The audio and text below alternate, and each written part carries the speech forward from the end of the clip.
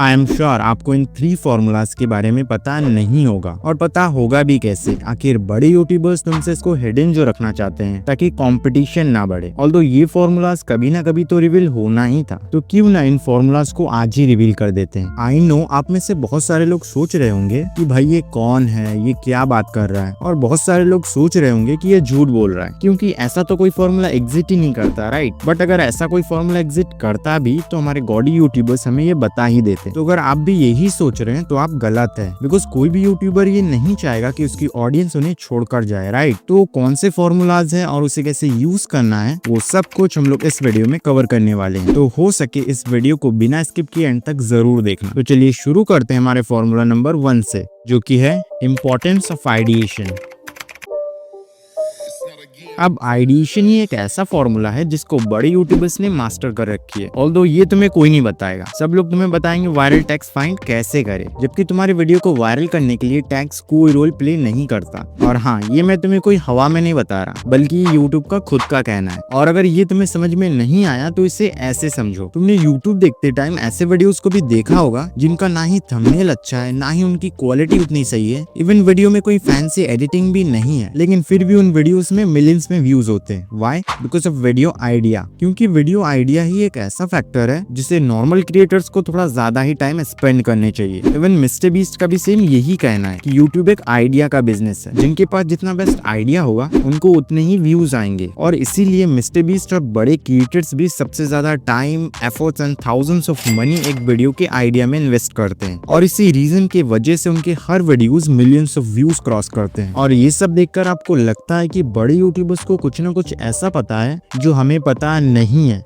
Although बड़े YouTubers को same उतना ही पता है जितना आप सभी को पता है, बट बड़े यूट्यूबर्स तुरंत ग्रो ना होकर कुछ प्रैक्टिकल टिप्स के पीछे भागते हैं। जैसे कि अगर कोई तुरंत ग्रो होना चाहता है तो सबसे ज्यादा टाइम एंड एफर्ट्स एक वीडियो के टैग्स और डिस्क्रिप्शन में लगाएगा, लेकिन वहीं पर एक बड़ा यूट्यूबर सबसे ज्यादा टाइम एंड एफर्ट्स एक वीडियो के क्वालिटी, थंबनेल और वीडियो आइडिया में लगाएगा। लेकिन बिगनर क्रिएटर्स सबसे ज्यादा फोकस करते हैं टैग्स और डिस्क्रिप्शन पे, क्योंकि उन्हें लगता है कि ग्रोथ वहीं से आएगी। लेकिन बड़े क्रिएटर्स सबसे पहले एनालाइज करते हैं कि उनके नीश में अभी के टाइमिंग में कौन से वीडियोस टॉप परफॉर्म कर रहे हैं। उनके थंबनेल्स और कंटेंट आइडिया को वो डीपली स्टडी करते हैं, फिर उसी पैटर्न को वो अपने यूनिक स्टाइल में अपने वीडियो में इम्प्लीमेंट करते हैं। लेकिन एक ऐसा तरीका भी है जिससे तुम अपने आइडिया से ही पता लगा सकते हो कि वीडियो अपने एवरेज व्यू से कितना अच्छा परफॉर्म करेगा। उसके बाद तुम वही वीडियोस बनाओगे जो अच्छा परफॉर्म करेगा, जिससे तुम्हारा टाइम भी बचेगा और तुम ग्रो भी बहुत फास्ट करोगे। तो चलिए शुरू करते हैं हमारे फॉर्मूला नंबर 2 से, जो कि है वैल्यू रेशियो फ्रेमवर्क।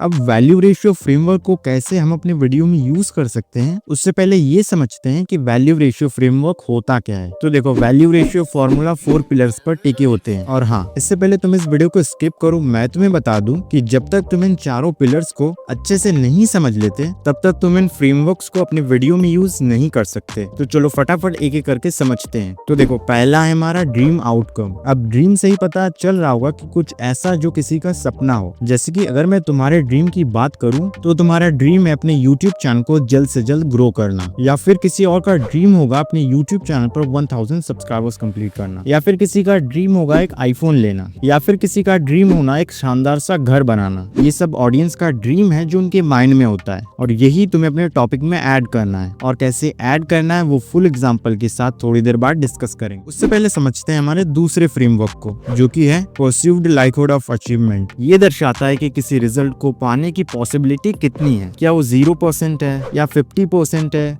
या फिर 100% है। जैसा कि तुमने देखा होगा कि काफी सारे वीडियोस में लिखा होता है 100% गारंटेड या फिर 100% प्रूवन, और ये सब इसी चीज को ही दर्शाता है। तीसरा है टाइम डिले। आई नो, मेरे ख्याल से ये कहना भी गलत नहीं होगा कि ऑडियंस को सिर्फ इन्फॉर्मेशन नहीं चाहिए। जी हाँ, ऑडियंस को सिर्फ इन्फॉर्मेशन नहीं चाहिए, बल्कि ऑडियंस को इन्फॉर्मेशन फास्ट चाहिए। और इसी रीजन की वजह से यूट्यूब शॉर्ट्स को इंट्रोड्यूस किया गया, ताकि ऑडियंस कम से कम टाइम में भी ज्यादा से ज्यादा इन्फॉर्मेशन ले सके। और अब इसे कैसे अपनी वीडियो में यूज करना है वो देख लेते हैं। तो देखो, तुमने काफी सारे वीडियोस में ये यूज होते देखा होगा कि उसमें लिखा होता है फास्ट या फिर इंस्टेंट रिजल्ट, और ये सब यही शो करता है। तो अब देख लेते हैं हमारे 4th पिलर को, जो कि है एफर्ट्स एंड सैक्रिफाइस। तो देखो, हम लोग इंसान है, ना कि रोबोट्स। हमें हार्ड काम करने से ज्यादा इजी काम करने में मजा आता है। सेम उसी टाइप से ऑडियंस के साथ भी सेम ऐसा ही होता है। ऑडियंस को ऐसे काम करने में बिल्कुल भी मजा नहीं आता है जिसमें उन्हें कुछ सेक्रीफाइस करना पड़े या फिर कुछ ज्यादा ही एफर्ट्स लगाना पड़े। इवन तुमने बहुत सारे वीडियोस में भी ये यूज होते देखा होगा। तो इसमें लिखा होता है इजी या फिर लिखा होता है सिंप्लीफाइड। बेसिकली ये ऑडियंस को ये शो कराता है कि आपके लिए कितना इजी होने वाला है। अब ये तो बात रही इन चारों पॉइंट्स को समझने की, बट समझ के भी क्या फायदा अगर तुम इनको अपने टॉपिक में इम्प्लीमेंट ही ना कर सको। तो इसके लिए here are one example, how to get 4000 hour watch time first in just 30 days. तो देखो 4000 घंटे यहाँ पर एक हाई ड्रीम है, मतलब ऑडियंस इसे अपने चैनल पर अचीव करना चाहता है। दूसरा है परसीव्ड लाइकहुड ऑफ अचीवमेंट, मतलब ये अचीवमेंट होगा भी या नहीं। तो यहाँ क्लियरली पता चल रहा है कि ये 30 दिन में अचीव हो जाएगा। तीसरा था हमारा टाइम डिले, मतलब ये करने में हमें कितना टाइम लगेगा। जैसा कि इसमें लिखा है फास्ट, मतलब तुरंत हो जाएगा, यानी इसमें बिल्कुल भी हमें ज्यादा टाइम स्पेंड नहीं करना पड़ेगा। फोर्थ है हमारा एफर्ट्स एंड सैक्रिफाइस, जो कि इस टॉपिक में तो यूज नहीं हुआ है, लेकिन तुमने बहुत सारे टॉपिक में ये यूज होते देखा होगा जिसमें लिखा होता है इजी या फिर सिंप्लीफाइड।